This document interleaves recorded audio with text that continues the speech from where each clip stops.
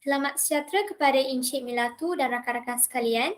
Pada hari ini saya akan membentangkan tugasan 3 pembentangan EDUP 3033 Murid dan Pembelajaran. Tajuk pembentangan saya adalah tentang pendekatan strategi serta kaedah dalam kit persembahan yang telah saya aplikasikan dalam subjek seni dalam pendidikan.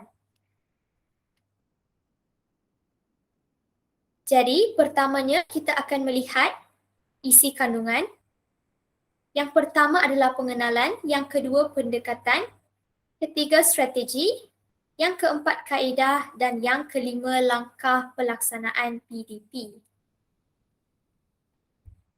Sebagai pengenalan, menurut UMROT tahun 1995, pembelajaran merupakan satu proses yang melibatkan pemikiran kognitif, emosi, pengaruh persekitaran dan pengalaman di mana semuanya akan membawa kepada perubahan tingkah laku murid-murid. Menurut Anita A. Woolfolk tahun 2006, pembelajaran pula ialah proses di mana pengalaman membawa kepada perubahan kekal dalam pengetahuan dan tingkah laku. Baiklah, ini merupakan dokumen standard kurikulum dan pentaksiran DSKP tahun 2 yang telah saya gunakan dalam kit persembahan dalam subjek seni dalam pendidikan. Saya memilih aspek seni bahasa. Standard kandungannya adalah 4.3 menghasilkan bahan sastra dengan menyerapkan keindahan dan kesantunan bahasa serta mempersembahkannya secara kreatif. Standard pembelajarannya adalah 4.3.2 iaitu mempersembahkan cerita dengan menggunakan cerita haiwan. Marilah kita melihat yang pertama iaitu pendekatan. Definisi pendekatan. Pendekatan merupakan satu penyusunan prosedur yang membezakan pengajaran seseorang guru dengan seorang yang lain. Mengikut Kamus Dewan tahun 1998, pendekatan merupakan cara atau langkah-langkah yang diambil bagi memulakan dan melaksanakan sesuatu tugas. Di dalam konteks pendidikan, konsep pendekatan bermakna cara mendekati sesuatu, misalnya objektif pelajaran yang tentukan untuk pengajaran dan pembelajaran. Baiklah, pendekatan yang telah saya gunakan dalam kit adalah pendekatan integratif. Marilah kita melihat apakah maksud pendekatan integratif itu terlebih dahulu. Pendekatan integratif bermaksud pendekatan yang menggabung jalinkan beberapa pendekatan, kaedah, strategi dan teknik agar murid lebih mudah memahami apa yang sedang disampaikan dan hendak disampaikan. Guru sentiasa berusaha mengintegrasikan idea-idea baru dalam unit-unit pengajaran sedia ada supaya pembelajaran murid lebih berkesan dan mereka berupaya mengaplikasikan apa yang dipelajari dalam kehidupan seharian. Contohnya dalam kit persembahan saya adalah guru ataupun saya telah menyediakan kit pembelajaran tentang kata kerja supaya murid lebih faham dan mendalami topik yang hendak dipelajari pada hari tersebut. Murid-murid juga akan melakukan pembelajaran secara sendiri dan menggunakan kit tersebut untuk mendapat ilmu tentang kata kerja sebelum proses PDP berlaku. Yang kedua, strategi. Definisi strategi. Menurut Kamus Dewan edisi ketiga tahun 1998, strategi merupakan rancangan yang teratur untuk mencapai matlamat atau kejayaan. Strategi merupakan satu perancangan yang melibatkan satu operasi dan aktiviti urusan kaedah yang digunakan untuk mencapai matlamat tertentu. Dalam konteks pengajaran dan pembelajaran, strategi merujuk kepada satu set aksi pengajaran yang bertujuan untuk mencapai objektif yang diharapkan.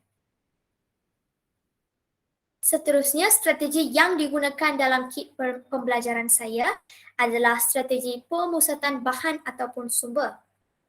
Jom kita melihat apakah maksud strategi pemusatan bahan tersebut. Strategi pemusatan bahan meliputi cara yang meluas bagi murid yang dibimbing oleh guru sehingga murid belajar secara individu dapat belajar. Penekanan diberi kepada penggunaan bahan-bahan untuk meningkatkan pengajaran dan pembelajaran murid-murid dalam kelas. Contohnya dalam kit pembelajaran saya telah melaksanakan proses pengajaran dan pembelajaran iaitu PDP dengan menggunakan pusat akses kendiri murid iaitu kit persembahan pengajaran ini tentang kata kerja. Kit pembelajaran ini secara tidak langsung akan meningkatkan keberkesanan proses pembelajaran dan pengajaran guru serta meningkatkan pemikiran kritikal dan kemahiran mental murid-murid. Murid-murid juga akan meneliti bahan-bahan dalam kit pembelajaran tersebut seperti nota, video cerita, latihan dan sebagainya dan banyak lagi yang terdapat dalam kit tersebut sebelum guru memulakan sesi pengajaran dan pembelajaran. Murid-murid akan melakukan aktiviti ini secara individu dengan menggunakan bahan pengajaran yang disediakan oleh guru dalam kit pembelajaran tersebut. Yang ketiga, kaedah. Definisi kaedah. Kaedah merupakan satu siri tindakan guru yang sistematik yang bertujuan untuk mencapai objektif pengajaran yang telah ditetapkan. Kaedah adalah lebih bercorak jangka pendek dan merupakan usaha keseluruhan yang terdiri daripada proses tersusun serta berdasarkan sesuatu pendekatan yang dipilih. Kaedah juga digunakan bagi mendukung pendekatan dipilih. Kaedah pengajaran bermaksud tindakan-tindakan yang dilakukan oleh guru dalam mengendalikan proses pengajaran dan pembelajaran. Kaedah ini melibatkan tindak balas antara guru dan murid menurut Rahil Mahyudin tahun 1997. Seterusnya, kaedah yang digunakan dalam kit pembelajaran saya adalah kaedah latih tubi. Kaedah latih tubi bertujuan untuk menyediakan latihan dan peneguhan secukupnya kepada murid tentang sesuatu pembelajaran yang spesifik. Contoh dalam kit pembelajaran saya adalah murid akan melakukan 5 jenis aktiviti dan latihan iaitu latihan menonton cerita Sang Kura-Kura dan Sang Arnab yang mengandungi kata kerja, latihan membaca petikan teks Sang Kura-Kura dan Sang Arnab, mengenal pasti kata kerja berdasarkan petikan teks dalam latihan 2, latihan mewarnakan gambar Sang Arnab dan Sang Kura-Kura, dan aktiviti menyanyikan lagu. Melalui ini, murid dapat memantapkan kemahiran tata bahasa mereka serta meningkatkan ilmu pengetahuan mereka tentang kata kerja secara lebih mendalam. Latih tubi ini akan membuatkan murid-murid mahir tentang kata kerja. Guru juga dapat melaksanakan sesi PDP dengan lebih lancar kerana murid-murid diberikan pendedahan lebih awal tentang kata kerja semula memulakan proses PDP. Yang keempat, langkah pelaksanaan PDP. Dalam kit pembelajaran saya, dalam proses pengajaran dan pembelajaran dalam kit pembelajaran ini, murid telah diterapkan keempat-empat kemahiran iaitu mendengar, bertutur, menulis dan membaca. Aspek seni dalam pendidikan pula, 3 aspek, seni visual, muzik dan pergerakan. Dan aspek seni visual yang terdapat dalam kit pembelajaran saya adalah aktiviti mewarna dan video animasi pengajaran.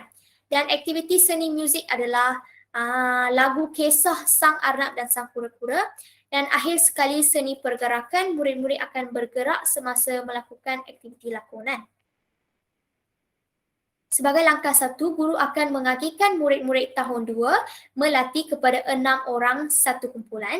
Yang kedua, setiap wakil kumpulan dikehendaki untuk mencabut giliran dalam sampul surat untuk memilih giliran yang akan dilakukan. Langkah yang ketiga, selepas itu guru akan memaparkan video tentang kisah Sang Arnab dan Sang Kura-Kura. Seterusnya, murid-murid akan menonton video kisah Sang Arnab dan Sang Kura-Kura serta melakonkan semula secara berkumpulan di hadapan kelas. Langkah yang kelima, selepas selesainya aktiviti lakonan, guru akan mengedarkan petikan teks tentang kisah Sang Arnab dan Sang Kura-Kura kepada pelajar. Murid-murid dikehendaki untuk membaca dan memahami teks tersebut.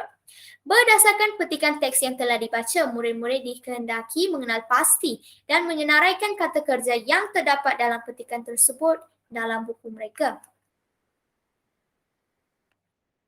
Langkah yang ketujuh, guru akan memberikan lampiran mewarna yang bertemakan kisah Sang Arnab dan Sang Kura-Kura kepada murid. Mereka akan mewarnakan gambar tersebut dan guru akan memberikan ganjaran kepada gambar yang paling cantik dalam kelas. Langkah yang ke-8, akhirnya guru akan memainkan video lagu kisah Sang Arnab dan Sang Kura-Kura. Semua murid akan menyanyi mengiringi lirik lagu tersebut. Dan sebagai penutup, sesi soal jawab tentang nilai yang diperolehi daripada kisah Sang Arnab dan Sang Kura-Kura yang dipersembahkan akan ditanyakan oleh guru kepada para murid. Ini merupakan rujukan saya iaitu kit persembahan yang telah saya hasilkan. Baiklah, itu saja daripada saya. Sekian, terima kasih.